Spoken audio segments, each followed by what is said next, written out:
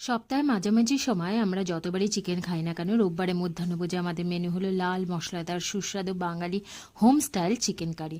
না অতিরিক্ত মশলা, না প্যাকেজ মশলা, একদম পাতি ঘরের মশলার সাথে বেবি পটেটো সহযোগে দেশি মুরগির ঝোল। চিকেনটিকে বেসিক মশলা দিয়ে ম্যারিনেট করে রেখেছিলাম, ক্যাপশনে দেখে নিও। এবার সর্ষের তেলে গরম মশলা, তেজপাতা, চেরা কাঁচা লঙ্কা, পেঁয়াজ কুচি দিয়ে সামান্য ভেজে বেবি পটেটো দিয়ে দেবো। সামান্য ভেজে তাতে দেবো আদা রসুন বাটা, একটু ভেজে দেবো টমেটো, তারপর দিয়ে দেবো লঙ্কা গুঁড়ো, জিরে গুঁড়ো, ধনে গুঁড়ো, নুন, হলুদ, গোলমরিচ গুঁড়ো আর সামান্য গরম মশলা গুঁড়ো। এখানে বলে রাখি, এই মশলাগুলো কিন্তু আমার বাড়িতে বানানো, মিক্সিতে নিজেরই। ভালো করে কষিয়ে চিকেন দিয়ে দেবো। ঢাকা দিয়ে লো টু মিডিয়াম ফ্লেমে কুক করতে হবে 10 থেকে 15 মিনিট। এবার তেল যতক্ষণ না ছাড়ছে ততক্ষণ কষিয়ে নিতে হবে। দিয়ে দিতে হবে গরম জল, আবার 10 থেকে 15 মিনিট কুক করতে হবে। শেষে কিছুটা রসুন গ্রেটেড আর গরম মশলা দিয়ে ফুটিয়ে নামালে রেডি রোববারে দেশি মুরগি।